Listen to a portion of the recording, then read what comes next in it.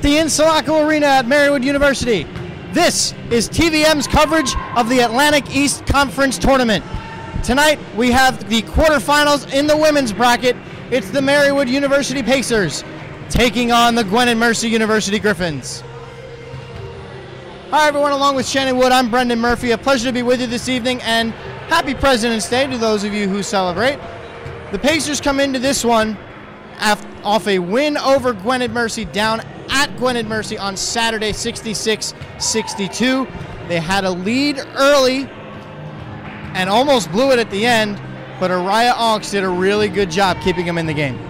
Yeah, and she's been a very valuable player this season, more specifically the past 6 or so games. That's a great point, especially since she came back from that sickness a couple of weeks ago. She's really turned it on here in the second half of the season and done a great job for the Pacers. She did not play in the first meeting between these two teams back on January 23rd, nor did Susan Bosler for Gwyned Mercy. She is the Griffins' leading scorer and also the top three-point shooter in the Atlantic East. And as well as the 28th ranked three-point shooter in the nation. That just goes to show how good a shooter she is. But let us take a look now. Actually, before that, Araya Onks was actually just named the Atlantic East Player of the Week for the last week.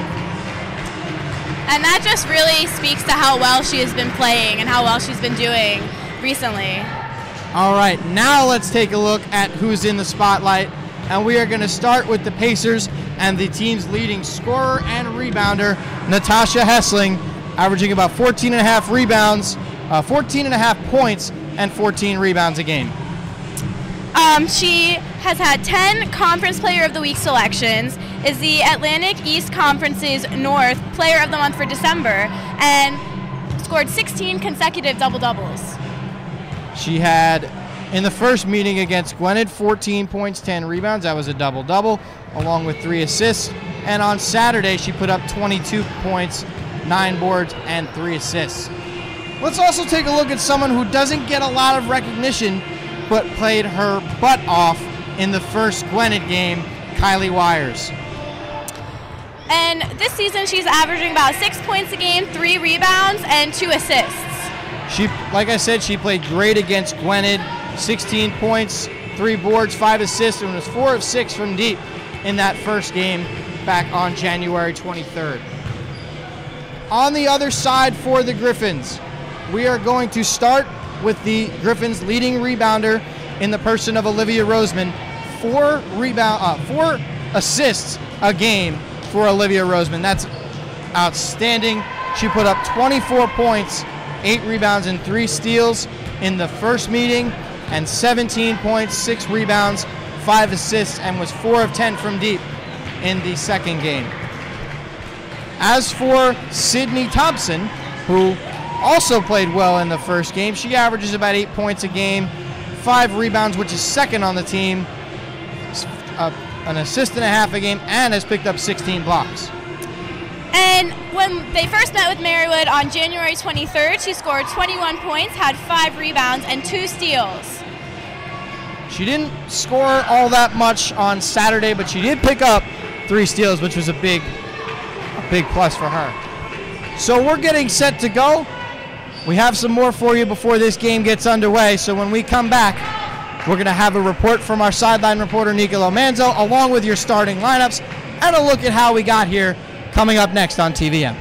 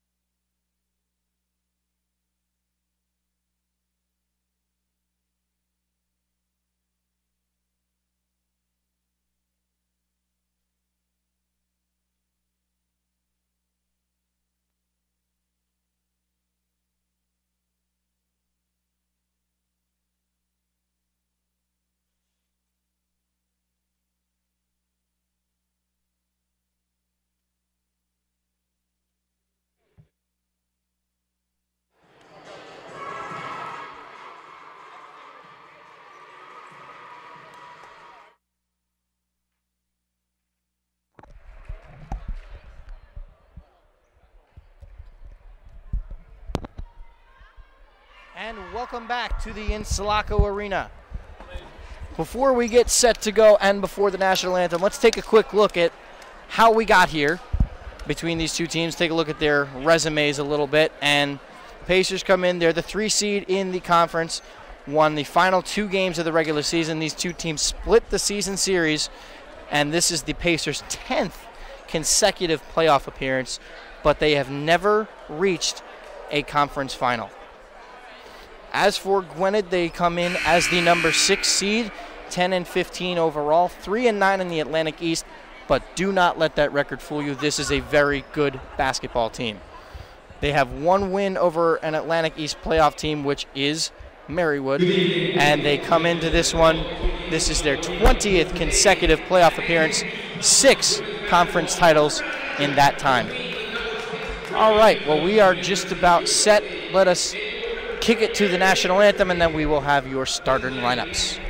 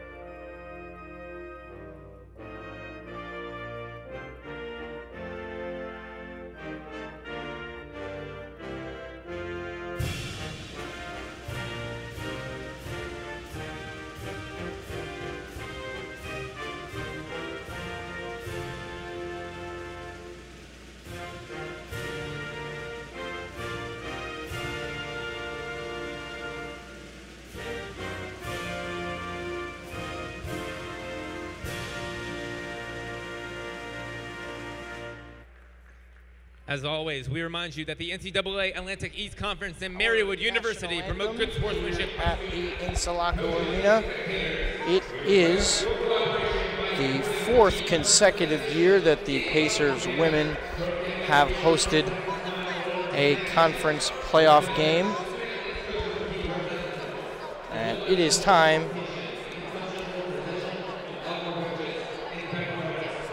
for our starting lineups.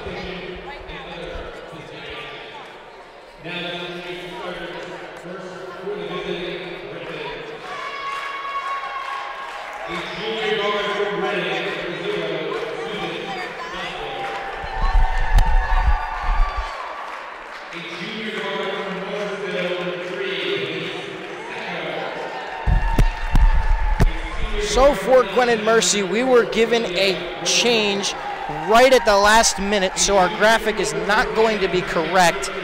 So it is Susan Bosler in the starting lineup, the 5'6" senior number 0, Olivia Roseman, the 5'5" senior number 4, Denise Sacco, a 5'4" junior number 3, Shannon Carroll, a 5'9" sophomore number 42, and Cheyenne Fine, a 6' junior number 35. And for your Marywood Pacers, the number 3 seed in the Atlantic East, it is Araya Onks leading the troops, the 5'8" sophomore number 10. Marissa Fernandez-Tierney is going to get the start tonight, the 5'6" sophomore number 34. Emily Theobald, who's done a great job rebounding for this Pacers team down the stretch, the 5'10" sophomore number 20. Alyssa Olsen, the 5'8" senior number 25, and Natasha Hessling, Division 3's 6th leading rebounder, the 5'9" senior number 35.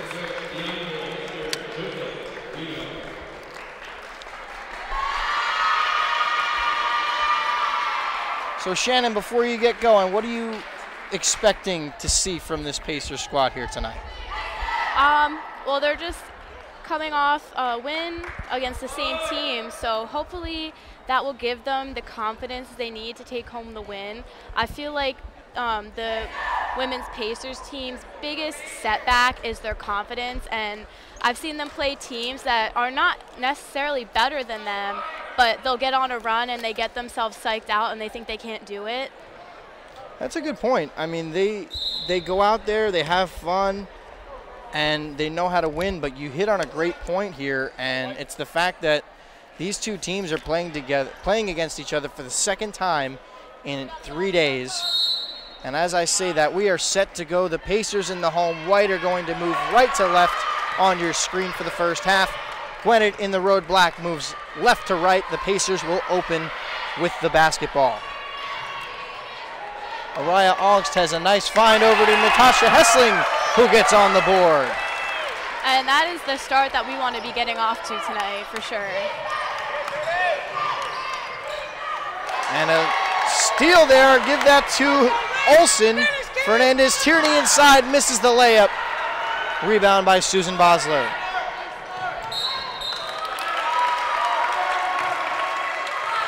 We have a travel called on Gwyned, so it'll be back to the Pacers.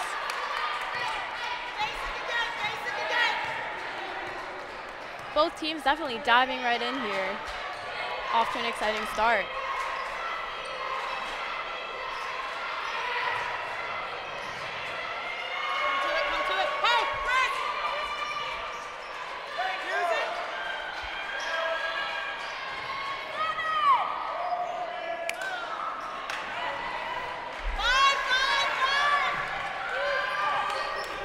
That's Olivia Roseman, who's going to bring the ball up for the Griffins. Sacco is going to drive. Floater over Theobald, doesn't go. Rebound for Hessling, but a tie-up. And it's going to stay with the Griffins.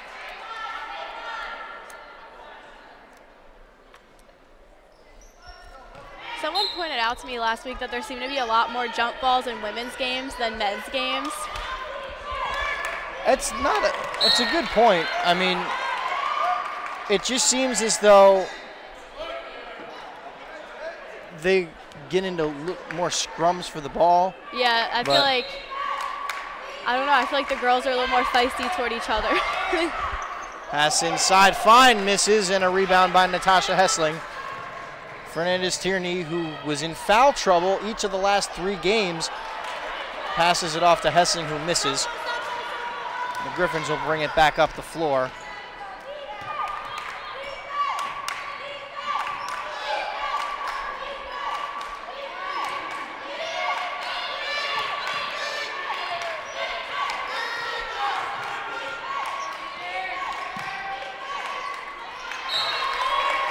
Errant pass by the Griffins, and it'll go back to the Pacers.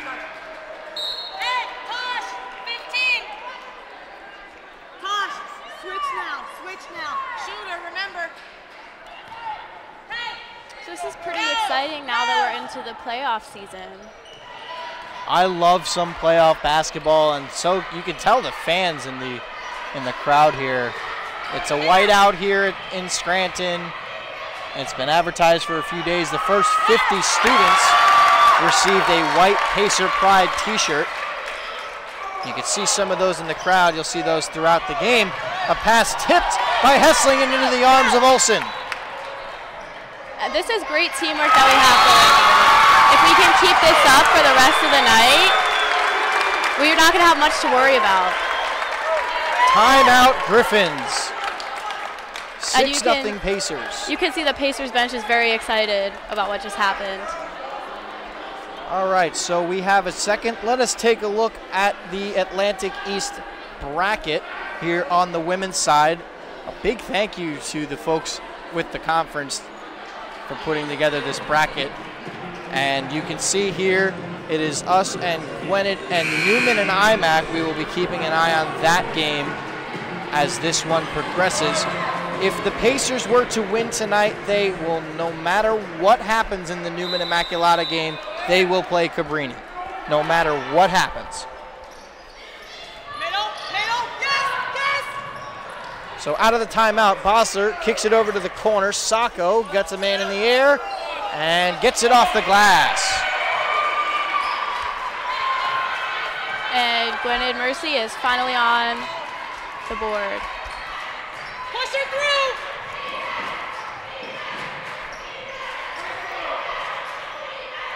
Theobald had it and lost it. Over to Hessling. Fernandez-Tierney drives and kicks. From the elbow, Theobald, she misses. Rebound is corralled there by Sydney Thompson, who is into the game. The 6-foot sophomore, number 15.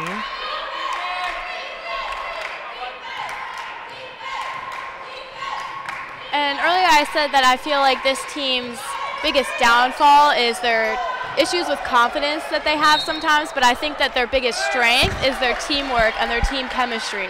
That's a great point. This team does a great job working together, and they are, and that's a big reason why they're in this game here tonight. And that's so important because a team really can't succeed if they're not doing it together. You would have to have a crazy, crazy good singular star to be able to pull that off, and that's just, I feel very unrealistic.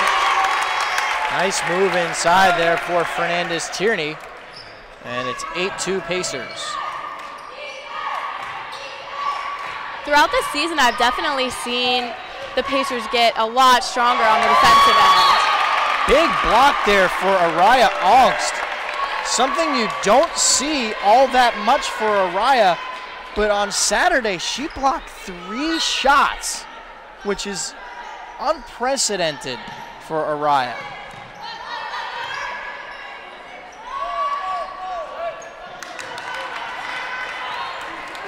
That shot comes off.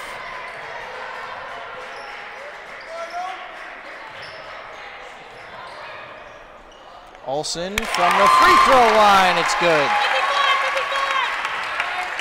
And so far, Olsen is putting up a great performance tonight. Carroll got that one on the inside shot, and it was good.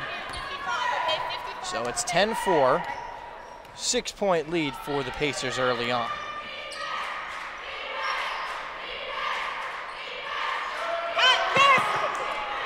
Cross court, Theobald from just inside the three-point line doesn't go. Rebound for Denise Sacco.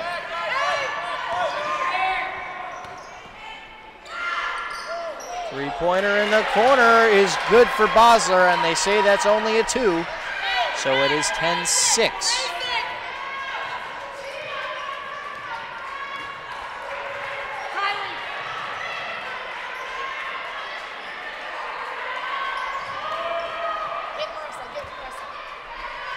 Theobald, free throw line jumper doesn't go, and Fernandez-Tierney comes storming in, finds Hessling from the free throw line. She will be fouled, and she can just stay right there as she will get 2 free throws coming up.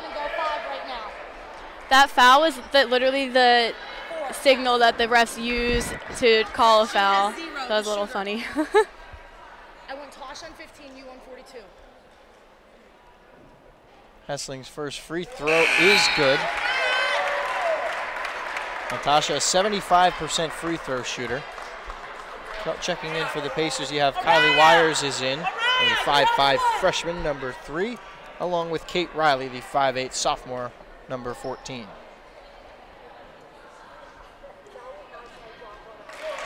Hessling goes 2 of 2, and the Pacers will bring it up the floor.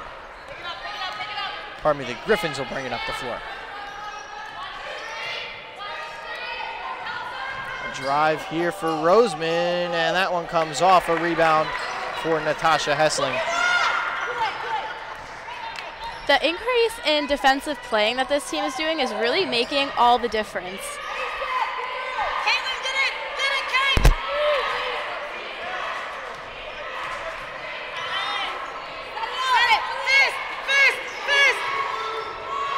Wires gets it over to Riley. Riley misses.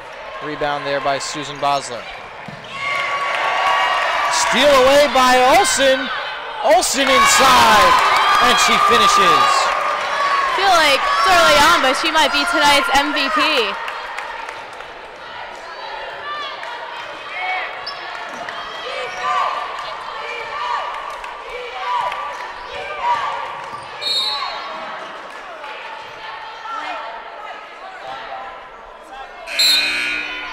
Foul there is going to be on Kylie Wires. That is her first. And Hessling will head to the bench. Thompson guarded by Riley, a miss and a rebound for Kylie Wires.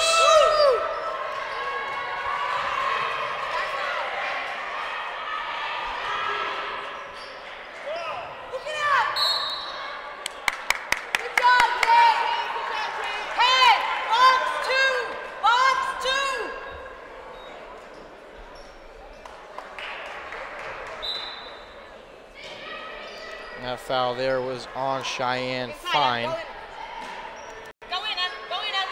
High post, high post. Hey, she's pushing, Mark. 35 is pushing. Keep attacking.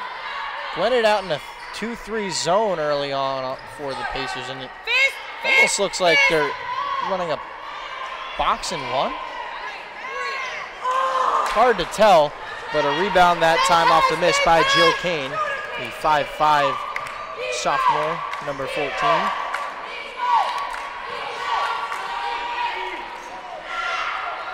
Three-pointer in the corner, doesn't go. Rebound for Alyssa Olsen.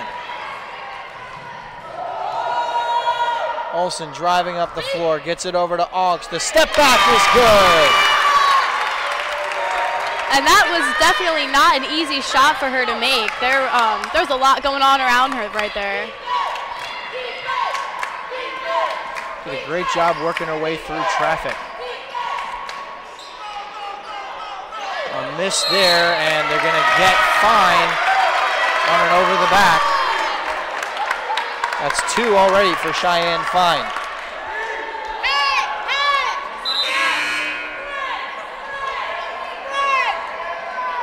Pacers now hold a double-digit lead. 16-6 Pacers.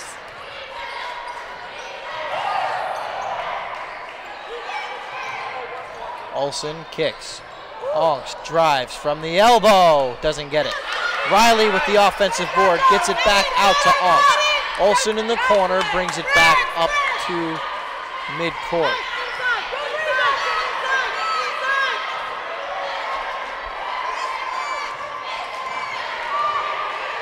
Olsen. And we're going to have a foul off the ball on Jill Kane. That's 4 fouls already for the Griffins here in the first. I'd say that the Griffins definitely take a more aggressive approach to defense, which hasn't been working out super well for them so far in regards to the fact they already have 4 fouls called on them.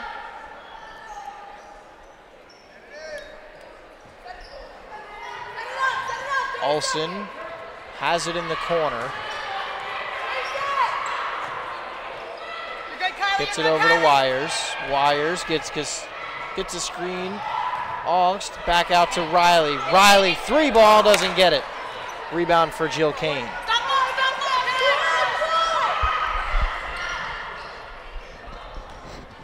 Watch 15.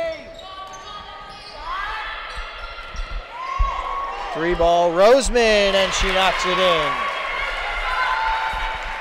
Roseman had 4 of those 3-pointers on Saturday en route to her 17 points. Definitely not going to want to leave her open tonight.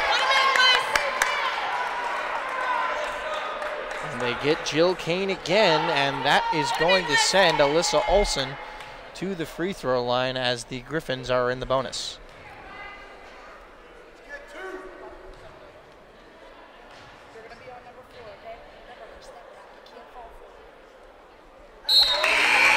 First one goes down for Olsen. She struggled a bit at the line this year at 60%.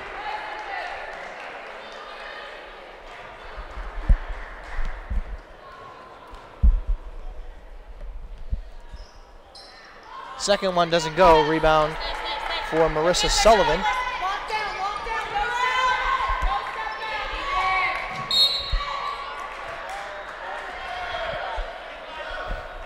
And they're going to get Olsen on the foul. Fernandez-Tierney will check back in for the Pacers as Olsen will head to the bench after picking up her first foul.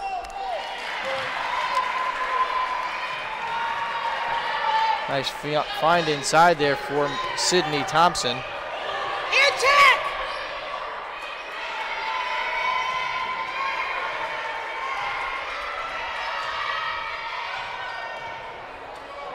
Free throw line jumper by Onks, and it's good.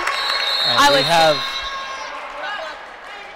an injury timeout here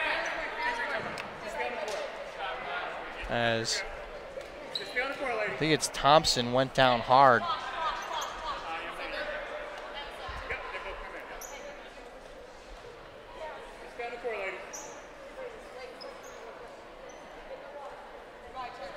So with Thompson down,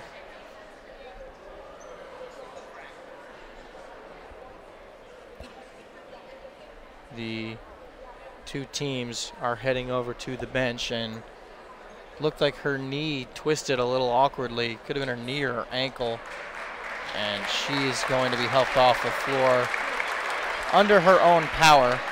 Yeah, it's definitely a good sign that she can put weight on it. That could be a lot worse. Definitely sending good thoughts to her, because you never like to see anyone get injured.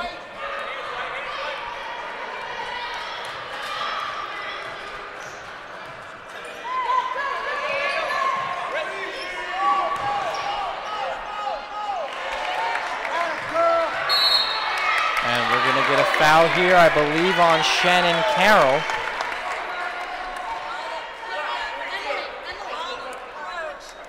So Carroll's going to pick up a foul,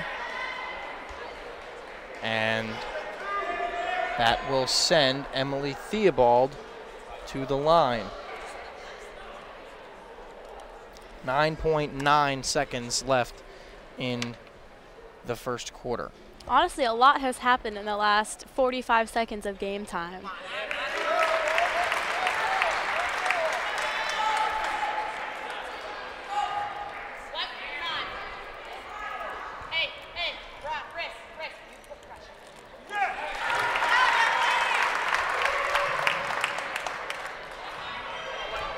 Eight seconds left, bringing it up the floor is Bosler. Blocked by Augst. She got 2 seconds to get up a shot, and Taru Amole knocks it out, and that is the end of the first quarter.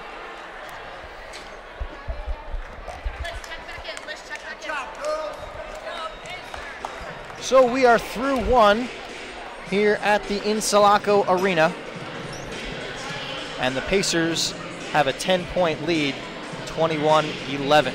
So with that, let's kick it over to our sideline reporter, Nicolo Manzo, who's got a little report for us. Nicolo, what do you got for us?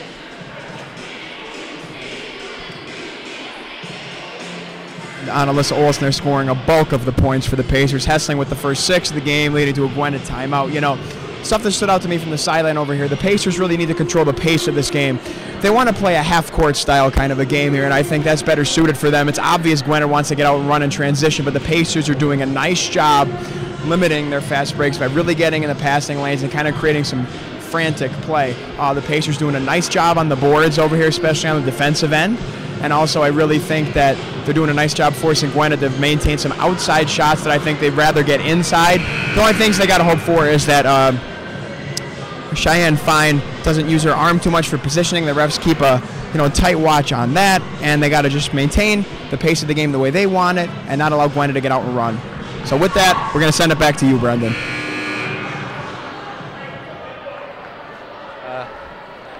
Like we said, are through one, 21-11. The Pacers have played very, very well through the first quarter of play. And this is just the energy and the teamwork and the focus that we need to keep for the next 3 quarters to bring home the win and advance to the semifinals. Shot inside and a miss, and an easy rebound for Susan Bosler. Pardon me, that was Shannon Carroll on that rebound. That one comes off, rebound for Alyssa Olsen. They push it up the floor, Theobald inside, gets it over to Augst, back to Olsen. Finds Theobald, 18-footer, doesn't go, an offensive rebound for Hessling, and a foul by Marissa Sullivan will send Natasha Hessling back to the free throw line.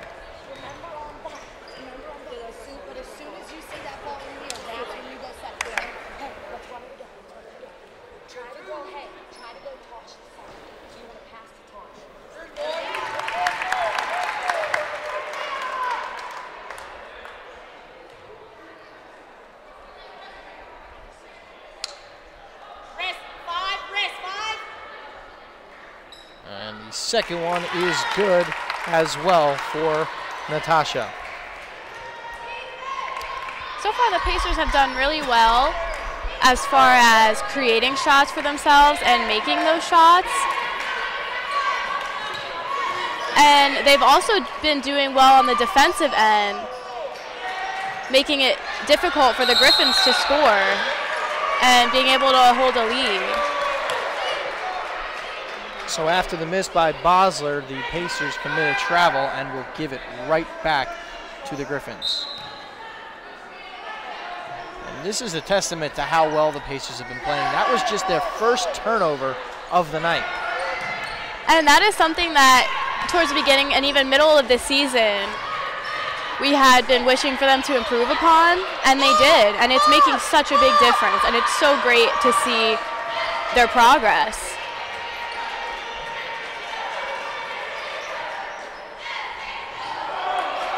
Miss and a rebound for Denise Sacco.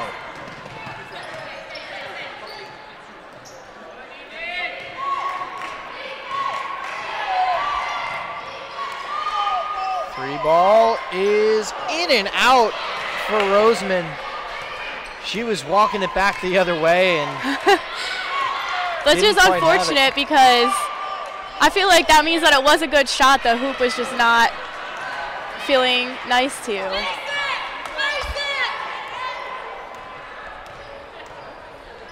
I saw a video, I think it was on Facebook today, about playing with a double-rimmed hoop and how you just can't make anything.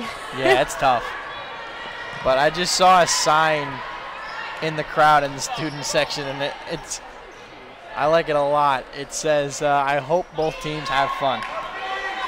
That's what it's all about. It is. And I feel like that's especially kind of the spirit of Division III.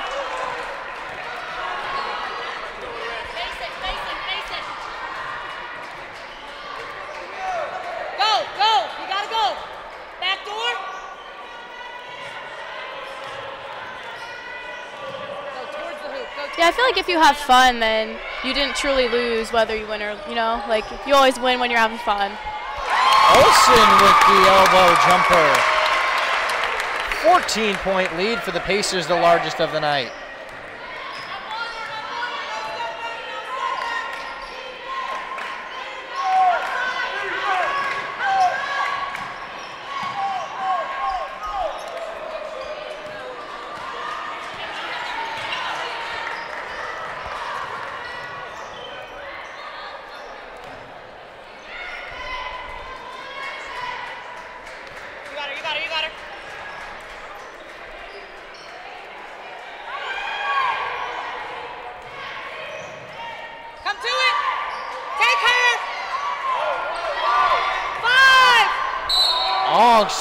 Almost made the three as she was fouled. And for how hard she was fouled, that would have been impressive. That would have been a heck of a 4-point play, but that foul is on Denise Sacco. That is her first of the night.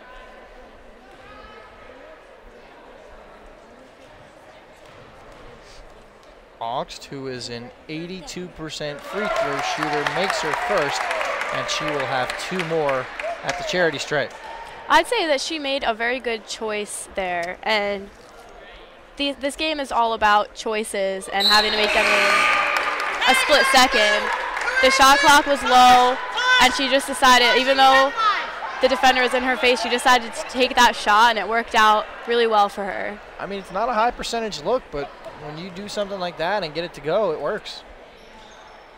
So she makes all three, converts it, and Gwyned will get it back. So our first update of the night in the 4-5 game in the conference tournament between Newman and Immaculata down at Newman. It is Immaculata who has a 4-point advantage after the first quarter, 15-11. As for the men's side, the 3-6 matchup, it is Immaculata who has a lead over Marymount with 7:51 remaining in the first half. 15-11 is the score down in Virginia. And as for the other game between Wesley and Cabrini, the live stats are actually down on that one, so we can't bring you updates of that one. If we see anything throughout this one, we will be sure to pass it along. That's the most exciting thing about the playoffs, is that even in the other schools' games, we want to be keeping up on. Hessling was fouled. A great look inside by Olsen. And that foul goes on Monet Magorda. And that is her first.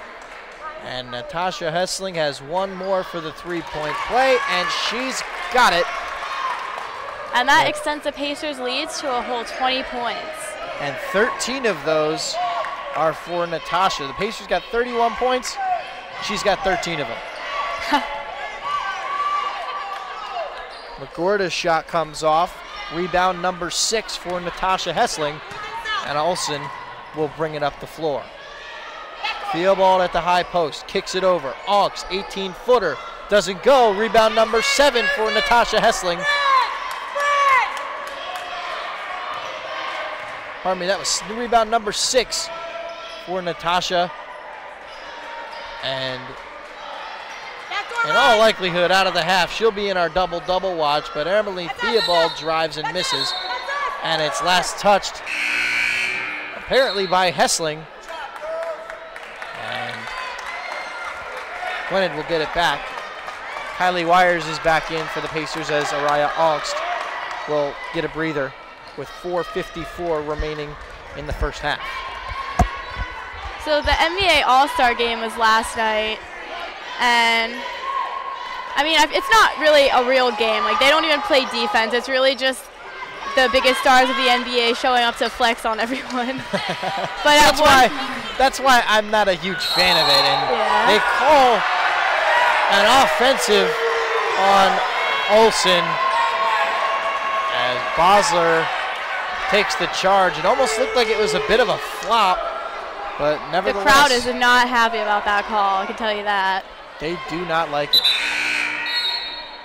But yeah, at one point, Jokic, they call him Jokic the Joker, he he just kind of bounced the ball off another player to make it go out of bounds to keep the ball. And I saw, my roommates were watching the All-Star game as I was putting all my stuff together for today, and I saw Steph Curry bounce a ball up for Giannis Antetokounmpo for the alley-oop. And that was honestly amazing, and you could tell that Giannis Antetokounmpo, he didn't even think that he was going to be able to do it. He was so excited. It was high. It was a high pass. I think that the top highlight of the All-Star game was J. Cole's halftime performance. That was awesome. That part I did see. That was awesome. Whether you even care about the game or not, it was great.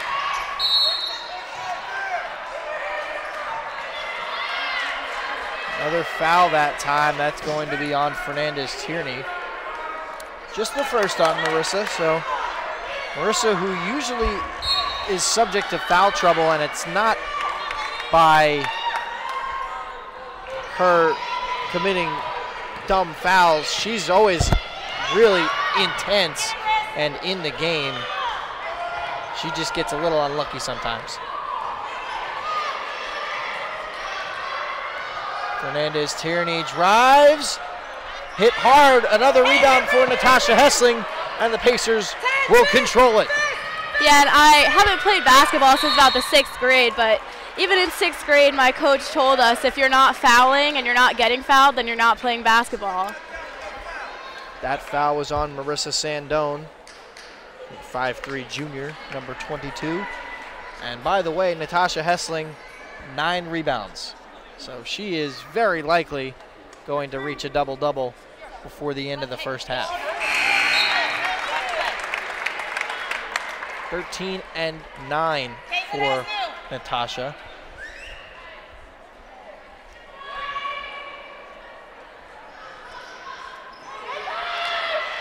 And Thompson gets in. It's good to see her back in the game after that scary looking ankle injury that she suffered in the first quarter.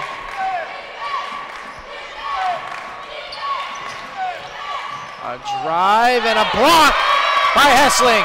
Outlet pass to Kate Riley. She's going to go in, she's going to miss, but it's going to be an over-the-back call on Kylie Wires. You came through her body. You came through her body. On that, she's good. You're okay.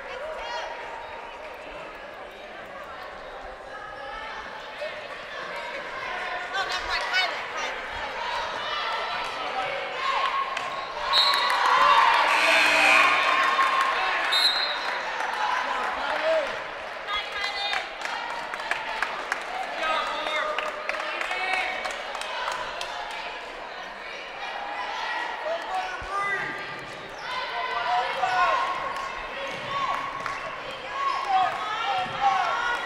Pass inside, Riley on Thompson. Thompson misses, and that's another double-double for Natasha Hessling.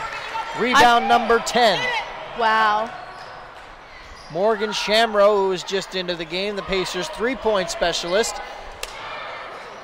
A miss there by Kate Riley, and the Griffins will push. I feel like with these teams, for once, the Pacers finally have pretty even matchups with height. Thompson missed the three. Bosler was untouched into a wide open lane for the rebound, and she missed the layup but was fouled. She might have gotten the wind knocked out of her when she was hit, but she will have 2 free throws. She's definitely looking like she's catching her breath at the moment. I remember the first time I ever got the wind knocked out of me, I didn't know what it was, and I thought that I was dying because I couldn't breathe. I was like 8 years old. Definitely not a good feeling.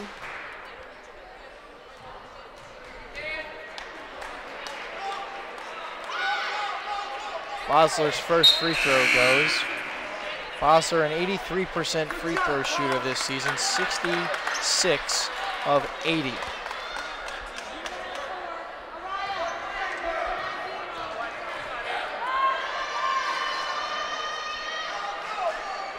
Bosler misses.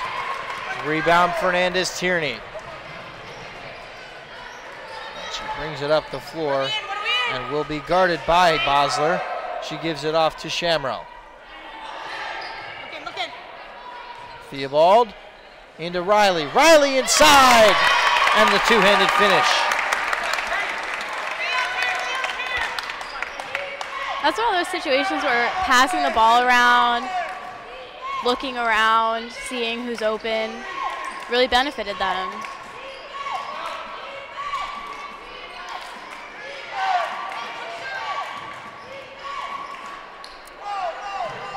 Shot and a miss. Rebound for Riley.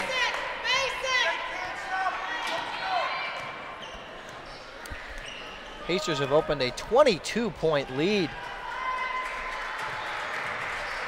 The Griffins shooting them just 17%. And another made shot for Kate Riley.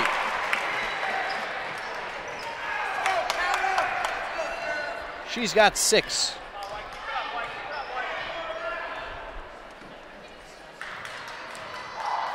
And I feel like, honestly, everyone on the Pacers team has at least decent scoring ability. It just really, who gets the points depends on who's open. Timeout will be taken here by the Pacers.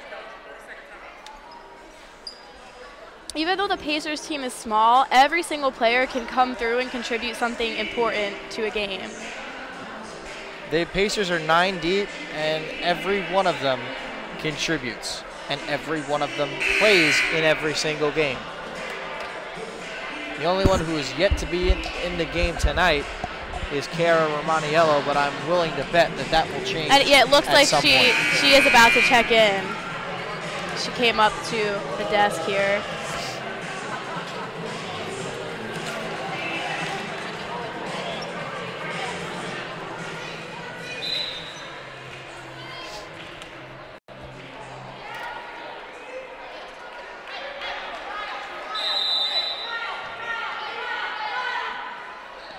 And Cara Romaniello has checked in. Augst inside. She goes down. Pacers wanted a foul, but they don't get it. Shannon Carroll will control it at the top for the Griffins. Even though I would say that was a foul, luckily we don't really need it right now. Out of bounds, it will stay with the Griffins. With just 59.3 seconds left, both teams are in the bonus.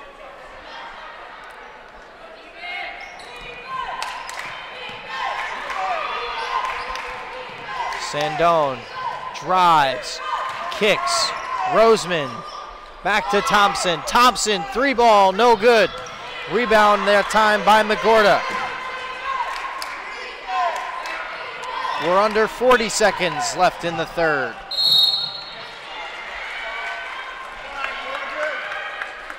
$37.5 is left in the first half, and a foul by Morgan Shamrow. And that'll send Sandone, who is an 80% free throw shooter at 8 of 10, to the free throw line.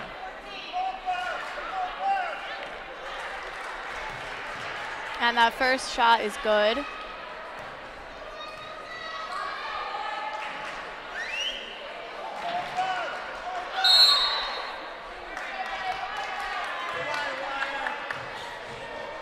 And Augst will pick up a foul here.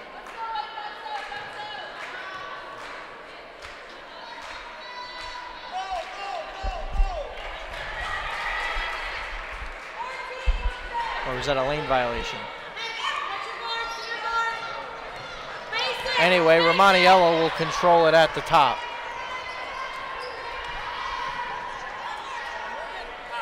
Three ball by Shamrow doesn't go. She had 4 of those for 12 points in the first meeting against Gwyned back on January 23rd. Pass inside, Sandone kicks to Thompson, blocked by Theobald, but an offensive rebound for the Griffins and a foul on Theobald.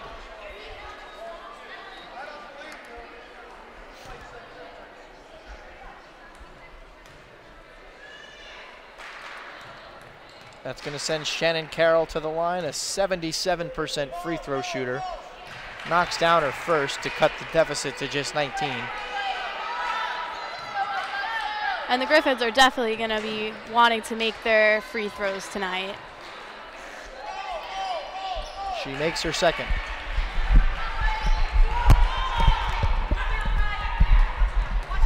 Into Riley. And we're going to have a foul hard. That's going to go on Carroll. That is her second, and that will send Kate Riley to the free throw line. Riley has struggled from the free throw line a bit this year at 56%, 33 of 59.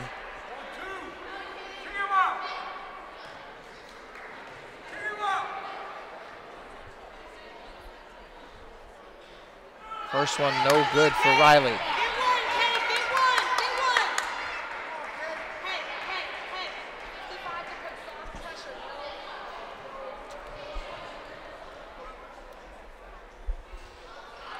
Second one doesn't go. Roseman with the board. 6 seconds to get off a shot. Nice behind the back move. Guarded by Romaniello. Sandone. 3-ball to beat the buzzer is good.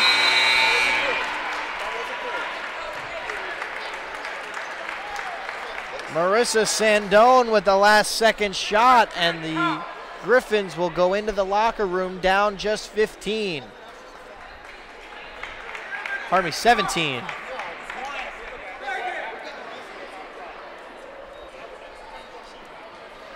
So a double-double for Natasha Hessling in that first half, 13 and 11. As for the Griffins, Marissa Sandone, the only Griffin with more than 5 points. She has 5. Shannon Carroll has 4.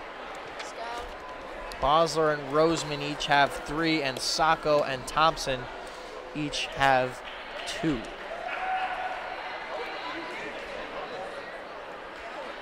Quick start for the Pacers, and it carried over into the second quarter as well. Yes, definitely.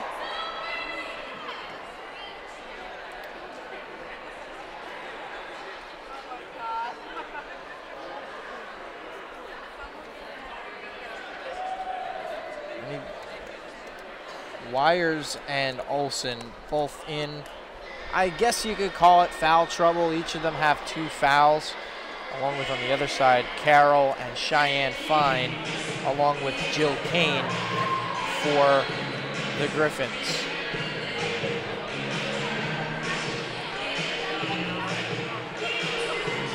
So let's head over to the sideline. Nicolo Manzo has Gabby Holko before she heads off to the locker room. Nicolo?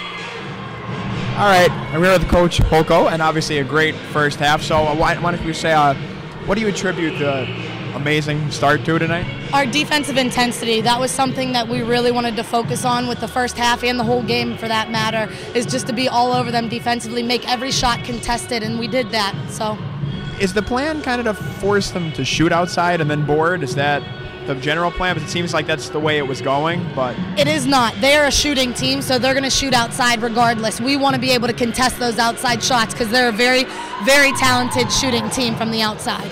And the pace was interesting because it seemed in the first quarter you guys wanted to play more of a half-court kind of a game, and in the second quarter you were more willing to run. So was that just as a result of the score loosening up a little bit, or what was that about? No, not so much. We want to run if we have numbers. So if we're in a numbers up situation, which means we have 3 to their 2, we want to run in that situation. But if it's not, we want to win the possession, and something we really talk about at practice is valuing each possession. So that's something we're working for. All right, well, thank you very much, Coach. And the Pacers are in control here at the half, and we're going to send it back to Brendan. Thanks a lot, Nicolo. We are at halftime here in the Insulaco Arena. 36-19 your score. We'll be right back.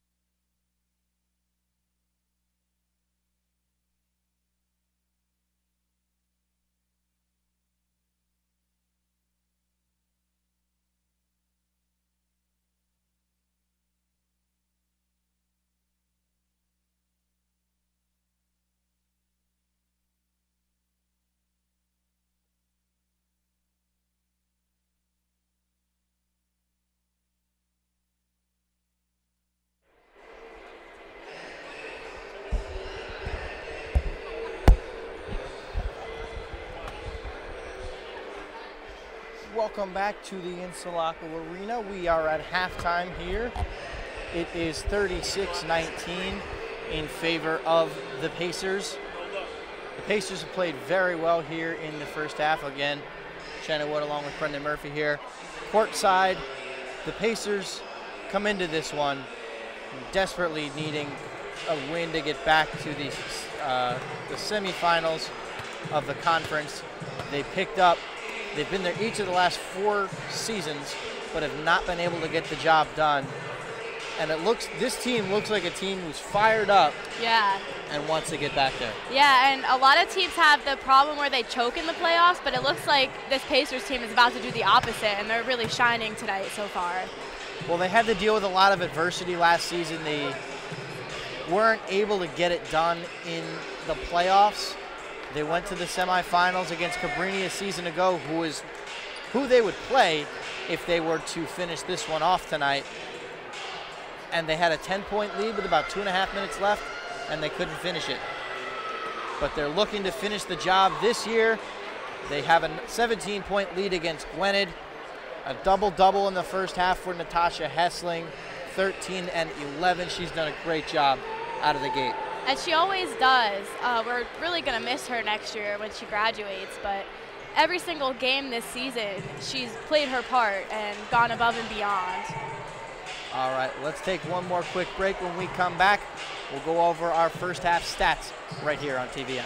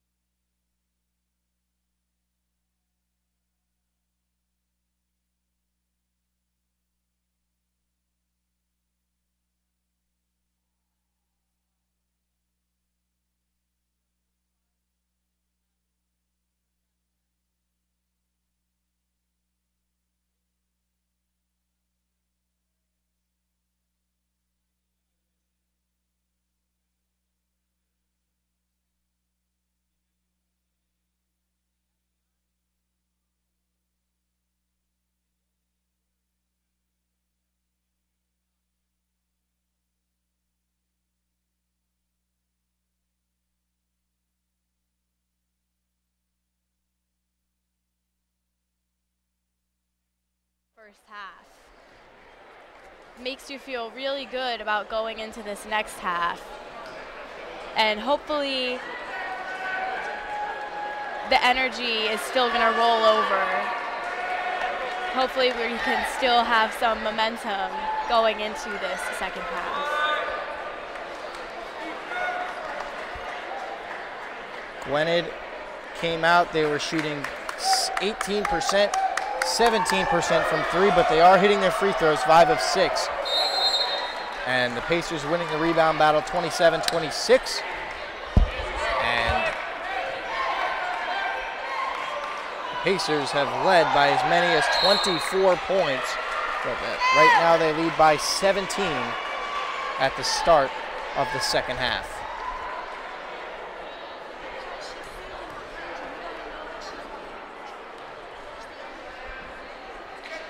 So an early foul here for Emily Theobald. And that sends Cheyenne Fine to the line. And she knocks down her first. Fine's just shooting at 62%. Got herself in foul trouble early on in the first. Had 14 and 10 in the first meeting. And 10 and 4 on Saturday. Honestly, it feels like the Griffins can't buy a basket tonight. Oh, 3 ball. Doesn't go. Back out to Olsen, and the Pacers will reset. Pass inside, kick around. Fernandez-Tierney kicks it over to Olsen. Tip pass inside to Hessling. Fernandez-Tierney, 3 ball, no good. Hessling comes up with it. Hessling is really helping us keep possession of this ball for quite some time. Fernandez-Tierney misses, and Hessling with the tip in to beat the shot clock.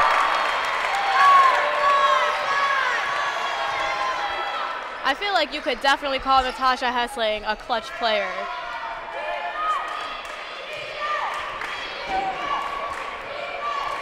I mean, really, I feel like when it comes down to it, all of the Pacers players can be clutch players. Cheyenne Fine inside, she's got it. Fine has picked up her first points of the night here in the second half. And at 6 foot tall, it's going to be hard to stop her in the paint. Get up here, get up here! Roseman, who had 12 assists against Wesley last Wednesday.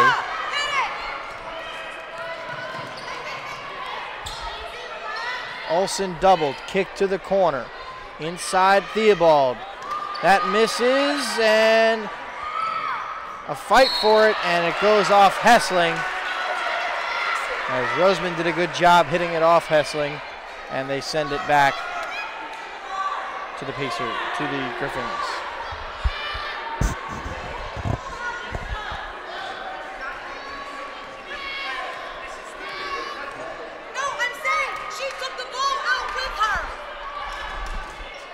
Thompson, 3 ball over Hessling.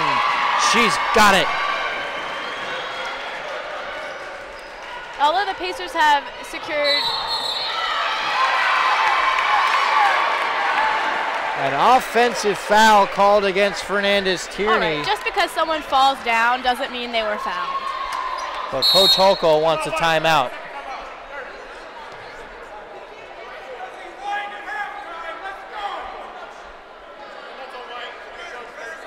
Well, the Pacers secured a decent lead, but they're going to have to keep that same energy and keep continuing to play as if they do not have this lead.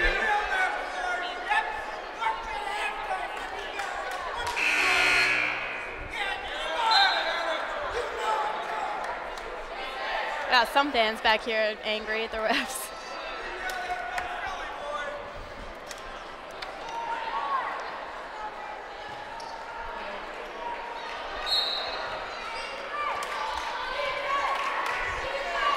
So out of the timeout, the Griffins will control it That shot doesn't go from the elbow. But a turnover as the Griffins get it back. And they're going to get another one on Fernandez Tierney. The Pacers wanted a foul against the Griffins as an offensive foul, but they don't get it.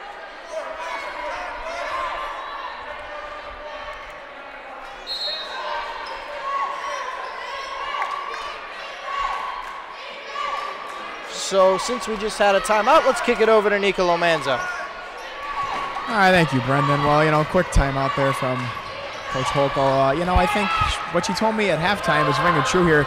They're starting to get a little hot from the outside here, and they're trying to get out there and contest like she said, but Gwyned, the shots weren't falling in the first half, and if they do start to fall, that could be something that's going to tighten this game up a little bit. Also, a couple fouls going against the Pacers there. The crowd didn't like that Fernandez Tierney charge. It looked a little bit like she might have done it from my angle, but the Pacers are going to have to kind of hope that Gwyned cools down from the three-point line and find their offensive footing here if they want to continue to hold the lead like they've held for pretty much the whole game. And with that, we'll send it back to you, Brandon. Thank you, Nicolo. We've seen a couple of tough plays here as that's a miss for the Griffins and a rebound for Emily Theobald. It's a 15-point game. 6:33 remaining in the second half. Augst inside misses off the offensive board, and it will be last touched by the Pacers and a full group substitution here for the Griffins.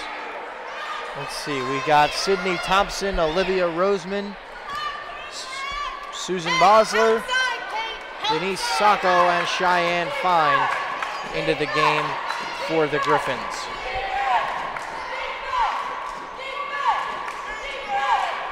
Into Fine, backing down on Hessling, and she's got it.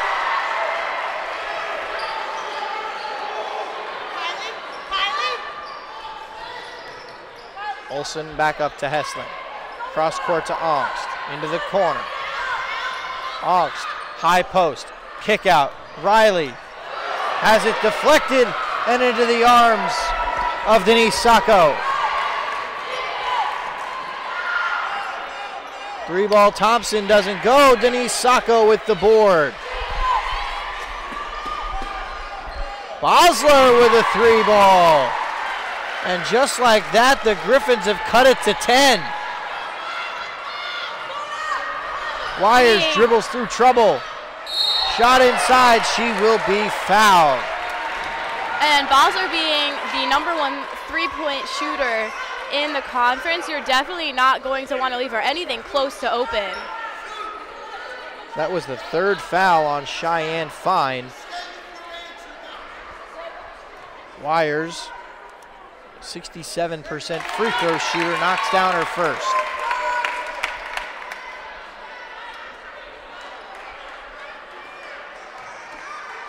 An electric crowd tonight for the Pacers as the students have come out in droves. Aside from senior day, this might be the biggest crowd we've seen. Bosler drives on Riley into Fine. She blows the layup, gets it back, and finishes.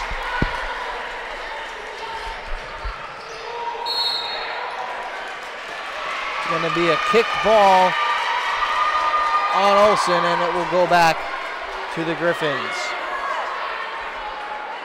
The Griffins, by the way, no stranger to postseason basketball. Head coach Keith Mondillo has guided his team to 20 consecutive playoff appearances, and we have a timeout that will be taken by the Pacers. Now, just for the past 5 or so minutes, it looks like the Pacers are starting to make the mistake of getting too comfortable with their lead.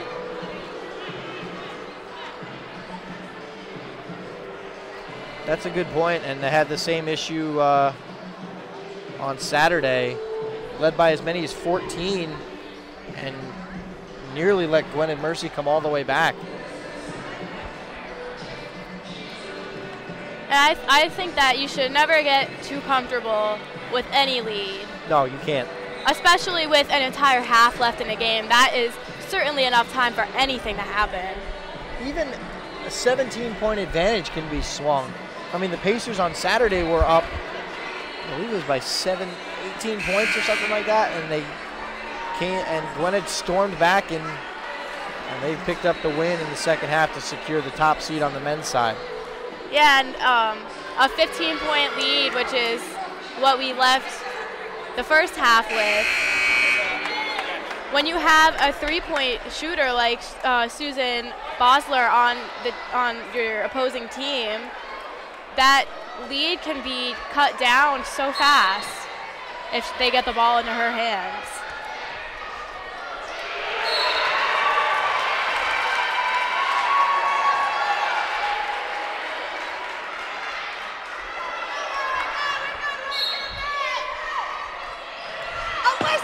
Three-pointer in the corner doesn't go.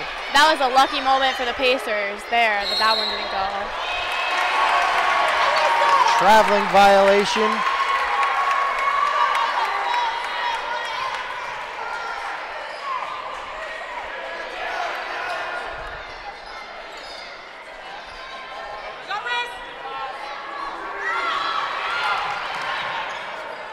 Riley. Olsen to Fernandez-Tierney.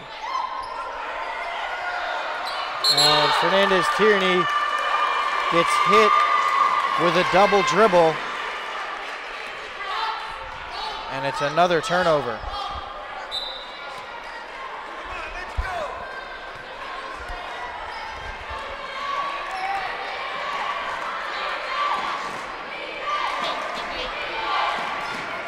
Bosler goes cross corner.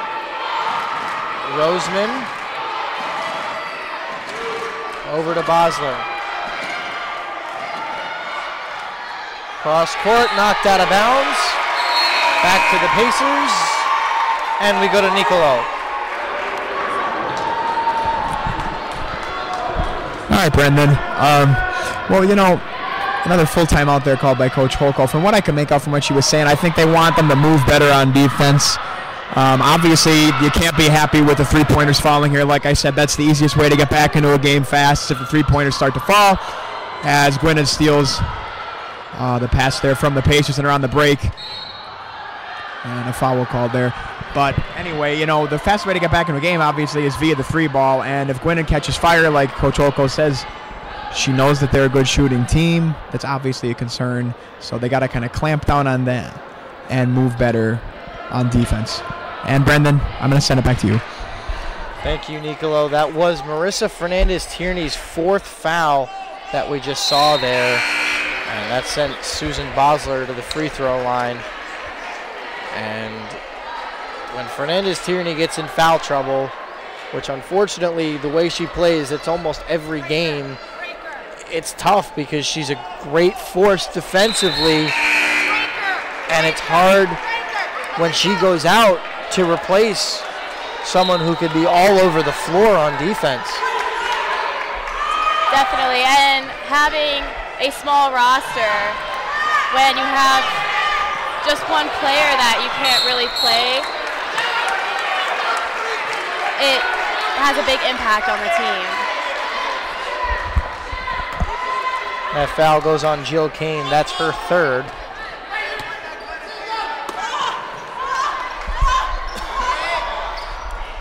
Ox gets it over to Olsen.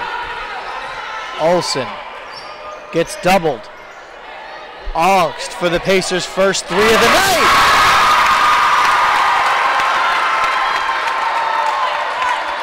The top three-point shooting team in the conference finally got one.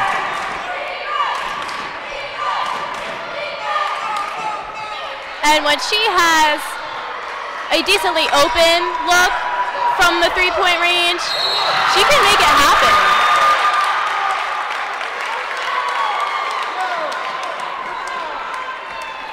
Hard foul there on Tulu Amole. The crowd is pleading for an intentional foul, but they're not going to call it. It could have been a flagrant, but I think that was somewhat clean. I think they got that right. Yeah, I think that a game like this, it's getting to be so high intensity that fouling someone hard is not necessarily intentional. It's just the pace of the game. And it just happens. Onks now with 11, make it 12 as the Pacers extend their lead back to 10. Yeah, just in general, I feel like a lot of people these days have a tendency to personalize things that aren't personal like that.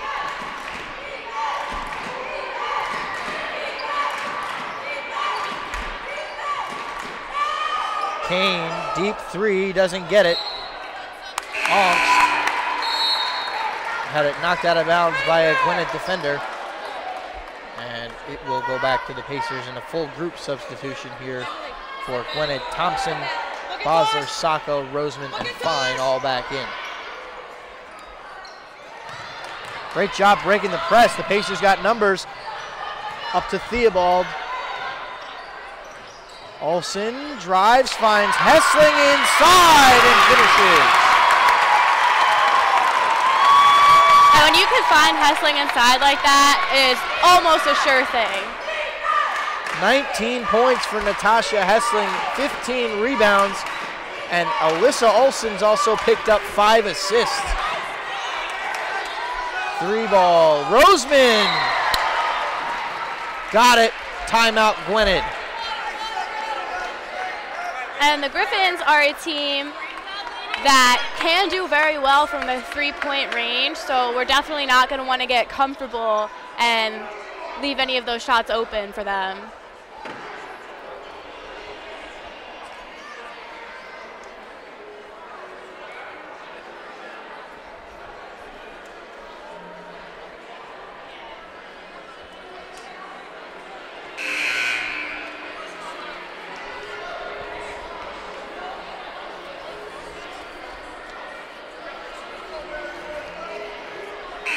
A lot more stat sheets tonight than normal.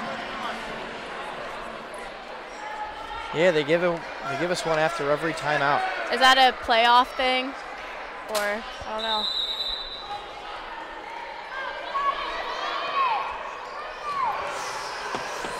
Hessling keeps it. Onks flying up the floor, gets to it. Inside to Theobald. She's doubled underneath. Gets it back out to Olsen. The Pacers can reset. High post. Wires. 3-ball. No good. Hessling and Roseman were going after the jump. And it will stay with the Pacers as the arrow favors the team in white.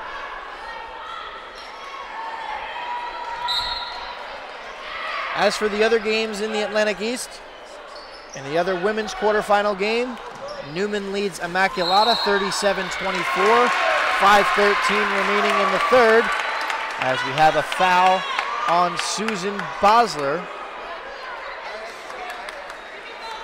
On the men's side, Marymount has taken the lead over Immaculata and extended it now. They're up 47-31, 10:05 remaining in the second half.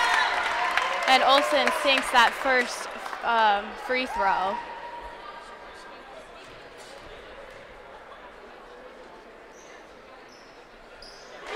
And the second one is good as well.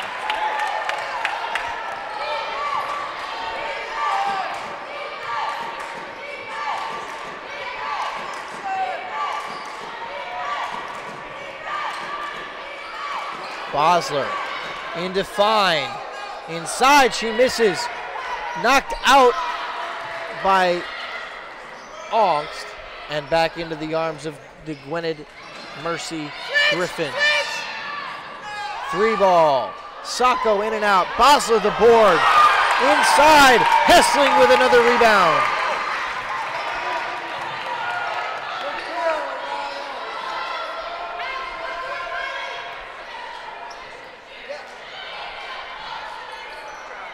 Theobald with an offensive board. She pulls it back out. And Olsen gets it over to Theobald. Cross-court pass. Inside, tipped away. Ongst gets it back. Inside to Theobald. Stripped. Bosler with it. Bringing it up the floor. Euro inside and a finish. Ongst is definitely a player who thinks on her feet. You know, what I said earlier about how she made that decision for a shot and it ended up being a very good decision. A few minutes ago when the ball got thrown down the court, she was there to catch it. That foul goes on Sydney Thompson. That's her second. If this is correct, and I'm not sure that it is, and it could be, the Cabrini Wesley game has gone final, and Cabrini has beaten Wesley 80 to 69, which means that Cabrini, in all likelihood, will face Gwyned on Wednesday night down at Gwyned, and the Pacers will face the winner of Marymount and Immaculata. Marymount now with a 15-point lead with about 9 minutes left in the second half.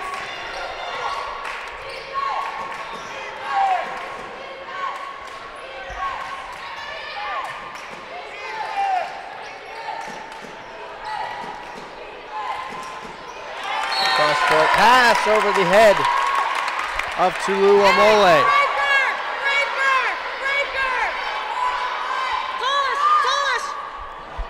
About 26 seconds left here in the first half. The third quarter. Wires is going to be tripped up from behind, went down hard, and it looks like she's okay. And that's the second time that that's happened to her within like a minute. So Wires is going to have 2 free throws. Cara Romaniello getting ready to come in. Wouldn't be surprised if it's for Wires. And it will be, as she is coming in for the shooter. And Gwyned to make another full group substitution. They've been doing that for much of the second half.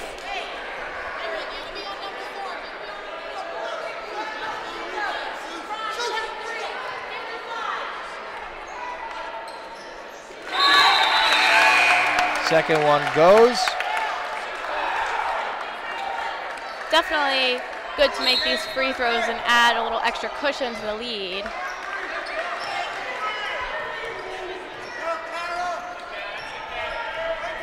$15.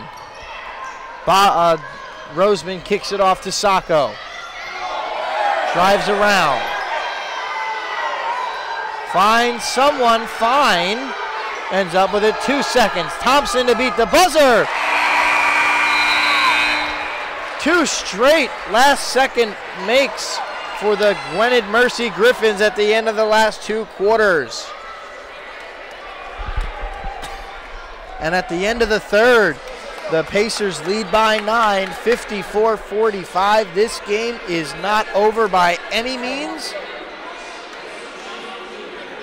And the Pacers have a good chance to close it out, but it is still only a 9-point game. Let's kick it over to the third member of our crew, Nicolo Manzolo. Nicolo? Thank you, Brendan. Well, that was an interesting third quarter. Obviously, Gwyned hanging around, kind of coming back a little bit. They're using the 3-ball. That was a fitting end to the quarter there. They're using the 3-ball really to their advantage. Like I said, it's the quickest way to get back into a game. They're using that in addition to transition. They're kind of doing what the Pacers did in the first half. They're making it a little bit tough to pass for them. They're putting the pressure on the defensive end, forcing Marywood into some frantic possessions.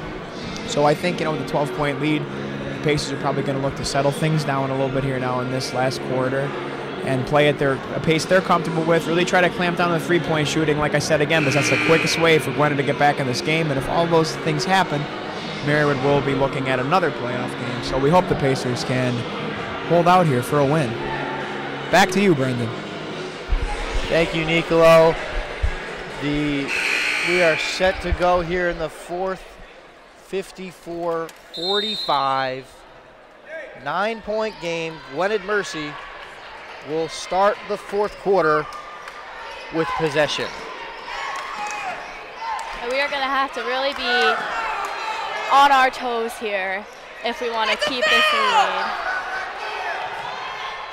Hessling got the rebound, and it was a scrum for it, and it looked like either Shamro or Romaniello knocked it out of bounds.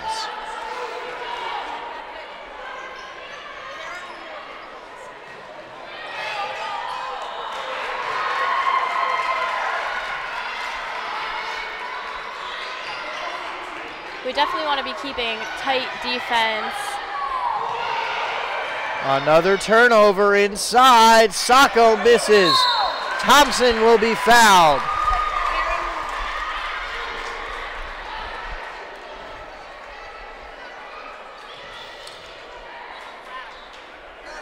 Hessling commits her second, and Thompson will go to the line for 2, shooting at 63% on the season.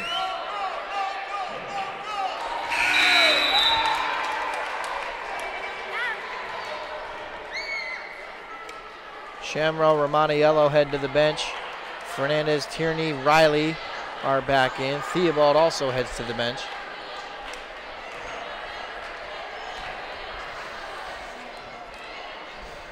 Down at Newman, Immaculata has retaken the lead, 44-38 at the end of the third.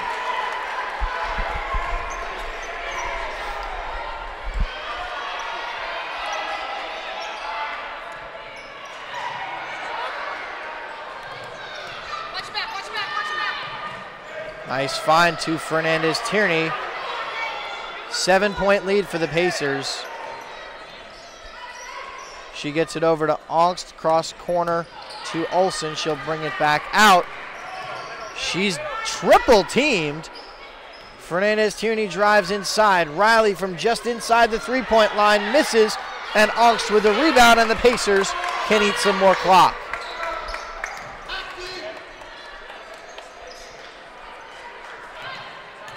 Ongst was doubled. Olsen back to Ongst, over to Hessling. Olsen, 3-ball. Comes up short, Hessling inside. And a finish. 21 points, 20 rebounds for Natasha Hessling. And that is really impressive when you can make as many rebounds as you can points. A steal for Fernandez Tierney. She brings it up the floor. It's a made layup, and the Pacers have retaken the momentum. And hopefully we can keep that momentum for the next 8 minutes. Hessling, by the way, if you did not know, is 2 rebounds shy of tying her own program record for rebounds in a game.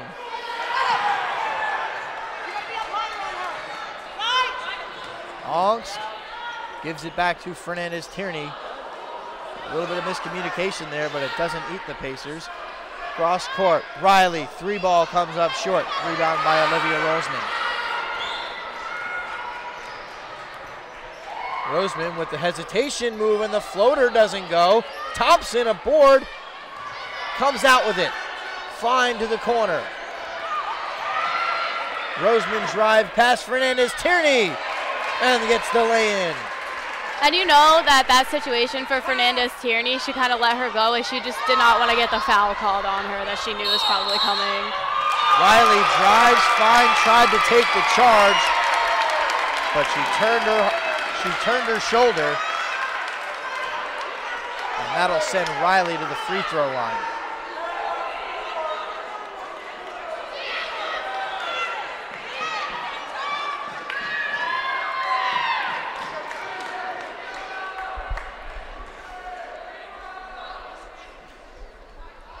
First free throw, no good for Riley. Riley again at just 56% from the free throw line, and it's the second team in for Gwyned.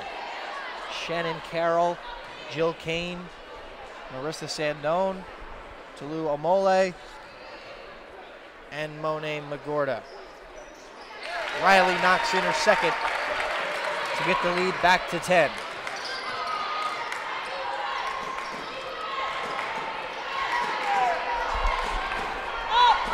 Mole with it, guarded by Ongst. She drives, blocked by Ongst. Rebound by Shannon Carroll. Sandone drives, kicks corner. McGorda drives, and we're going to get a hand check. That's going to be on Hessling, I believe. On Hessling? Tosh, you have I didn't think she was 42. near the play. Kylie! Well, anyway, Riley is going to come out. They get it into Jill Kane. Hey, outside! McGorda. Outside, Tosh! And that's a walk.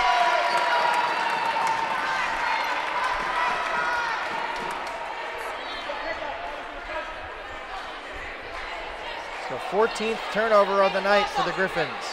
Hey, Ryan, Natasha!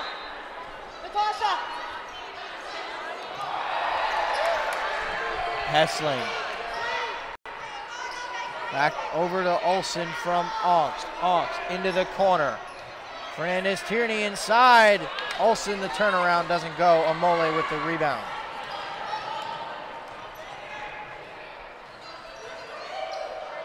Takes it back out to Kane. Kane drives. Blocked by Olsen. And this team, the Pacers, they've been blocking more and more shots as time goes on. 6:05 remaining. Ongst wide open in the corner. And while I'd say that her shot is probably, you know, the jumpers and the fadeaways inside the arc, when you leave her open enough, she can sink some three-pointers. Ongst Help her, go! up to Fernandez Tierney to Wires now.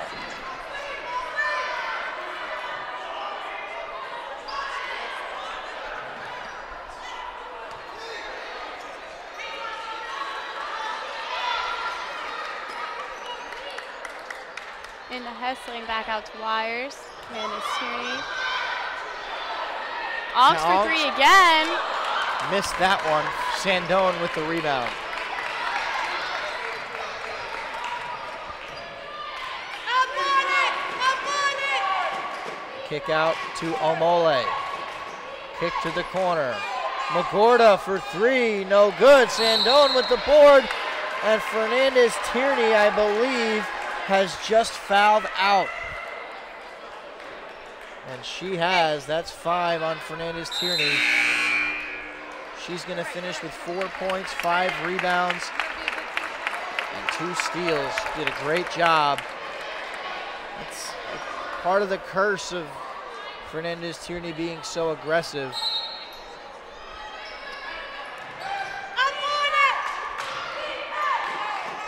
Shot misses there for Carly Huggard. And it's going to be a jump ball, and we'll go back to the Pacers.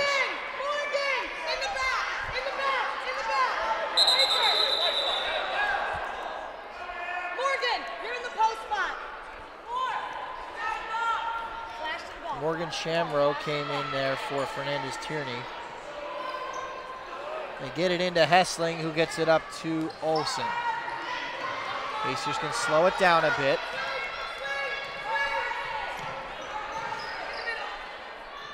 Cross corner. Nice no-look pass into Hessling, but she missed the layup, and a rebound for Carly Huggard.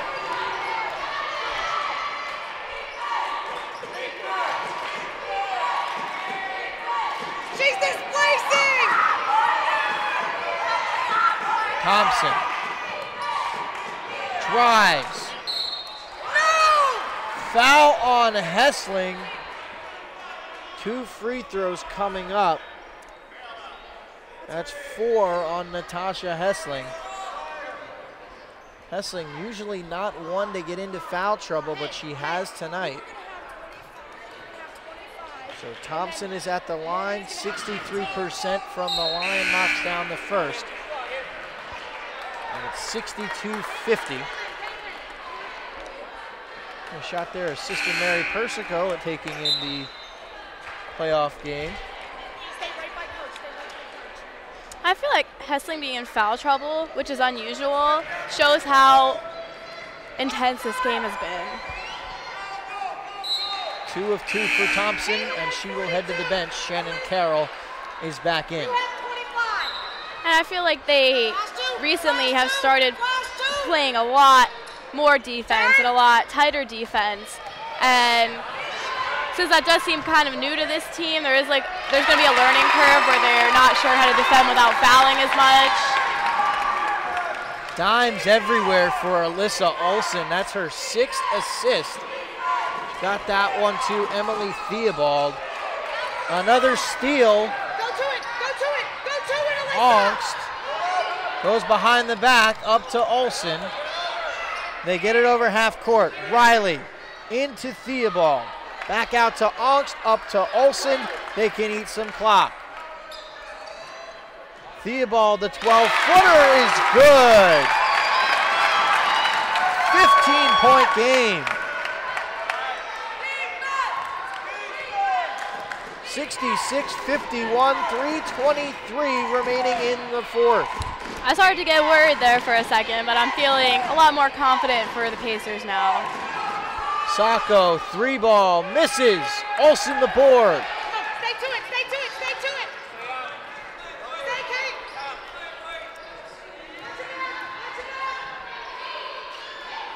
Riley inside and finishes. The crowd loves it.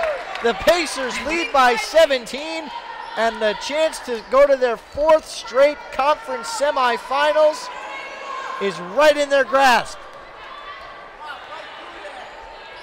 This team is definitely hot again in this end of the fourth quarter.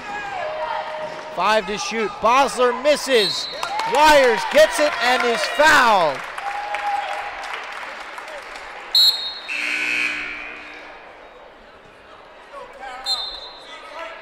That's the 4th on Shannon Carroll.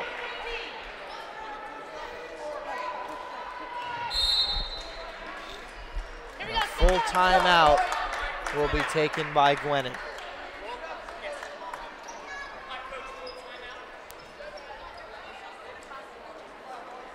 What a game. Yeah, and honestly, we're seeing a higher amount of players than usual being in foul trouble tonight. It's not something you normally see from the Pacers. I mean, Fernandez Tierney's one that she plays hard. When you play hard, you're going to get in foul trouble. That happens. But seeing someone like Natasha Hessling in foul trouble is a bit concerning in a way, especially when you have such a big lead, because realistically, no lead is safe. There are a lot of points in this game that got very intense. And I also feel like when the Pacers had held a big lead for a long time, I feel like the refs started to pity the Griffins with some of the calls that were made. And I feel like that definitely didn't help our foul situation. Just want to give a big shout out here to Dan Tortora, the original creator here of MU Courtside, in the crowd tonight, as he came down to take in his alma mater in the women's game. 17-point advantage. I'm sure he is proud. I also want to give him a thank you for having me on the wake-up call with Dan Tortora this morning. It was a lot of fun. We talked some Marywood Pacer basketball, men's and women's. So if you missed that, you can find it on Wake Up Call DT on Twitter. You can find the on-demand version if you'd like to hear my interview with Dan Tortora from this morning. She also talked to Coach Holko right after me. That one also on demand. You can find that at Call DT on Twitter. 3-ball doesn't go. Carroll the rebound inside. Floater doesn't go. Thompson with another rebound. The ball has not been the Griffins' friend with shooting tonight, that's for sure. Stolen by steal. Kayla. Riley gets another one. Jump ball, and it will go back to the Griffins. And Natasha Hessling is ready to check back in, and she is, along with Kylie Wires.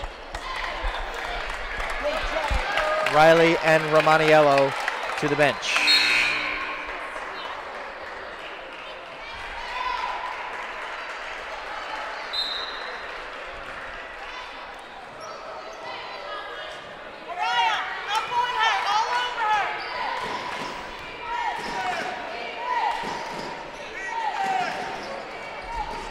Inside, that's Mikuchi, she misses.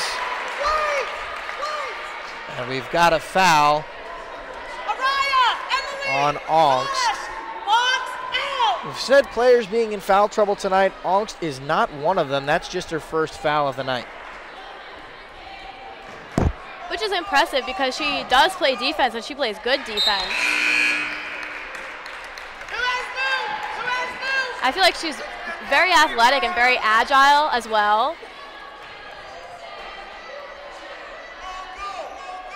First free throw is good for Mikuchi. So she goes 2 for 2. And Wires dribbles through traffic, gets it over to Theobald, back out to Ongst and to Olsen, who controls it at the top, guarded by McCord. Wires into the corner. We are under a minute to play. Ongst for the icing on the cake, doesn't get it. Mikuchi the board.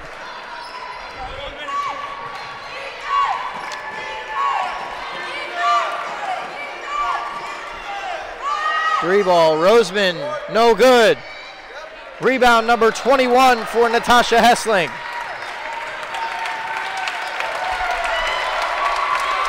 .33 seconds remain. Looks like they're just trying to eat the clock a little here. And it looks like Gwyned Mercy is going to let them. 5 to get a shot off. Wires to the corner. Ongst doesn't get it. Hessling inside. Puts the icing on the cake. Wow.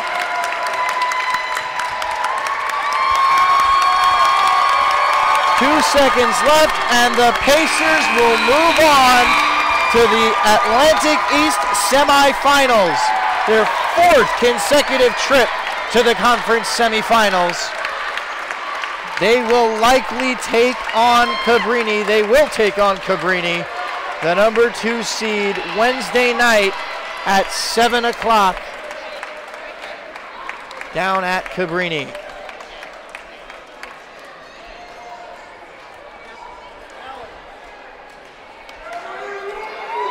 That was a great game, partner. That was a great game.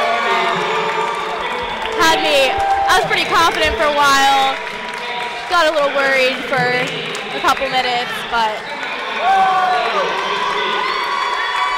it's great to be here and to have seen that and feel everyone's positive energy right now. What a night for Natasha Hessling. 23 points. She tied her own school record again with 22 rebounds, 13 on the defensive end and 9 on the offensive side of the ball. And the good news is the Pacers season isn't over yet, so she honestly could still break her own record if she wanted to.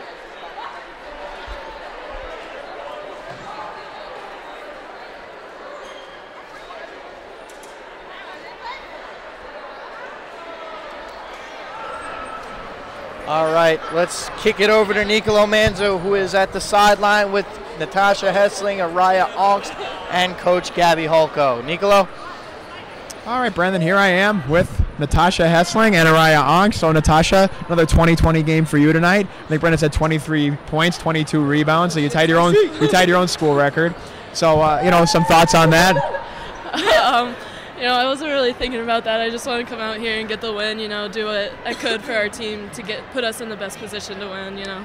It seems like you're always in the right spot, you know. So how were you, how do you approach that? How do you always find yourself in the right spot to come down with the board? You know, I just try to catch them, like, sleeping, you know, try to, like, get around them, like, out-quick them sometimes, you know, especially on foul shots, you know. Sometimes they get complacent, so I like to try to sneak around them and get the ball. And Ryan, another nice night for you, both in the score column and also on the boards and assisting. So it just seems like you're kind of a jack of all trades for this team. You provide a spark when the team really needs you to. So, I mean, I feel as though that's your role. What do you think about that? Just like you're kind of like the spark plug of the team in a way. I guess so. I just try to go out and play for my teammates and get them the ball, and yeah, I just want to win.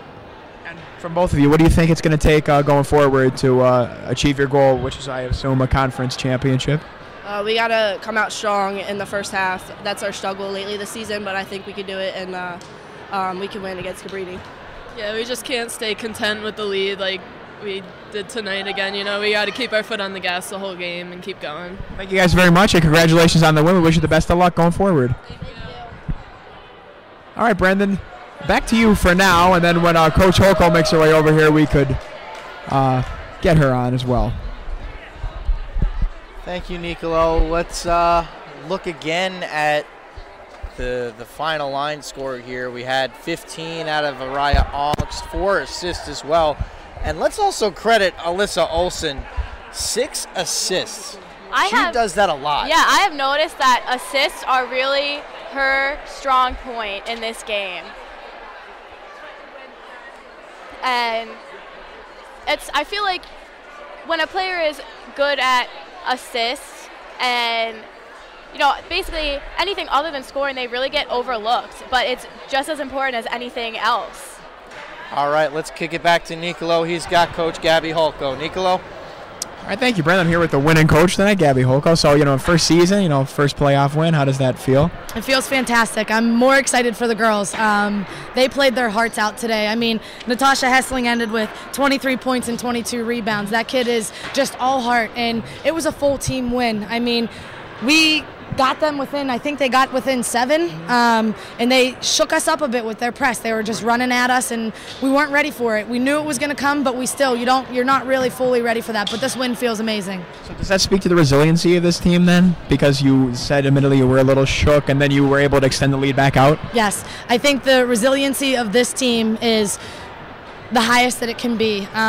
We've had a lot of adversity hit us this season, and the biggest thing with that is we fought through everything. They never let anything stop them. They knew it was going to be a long journey, and they bought into what our culture was going to be, and that was to be just fight on and fight on and fight on.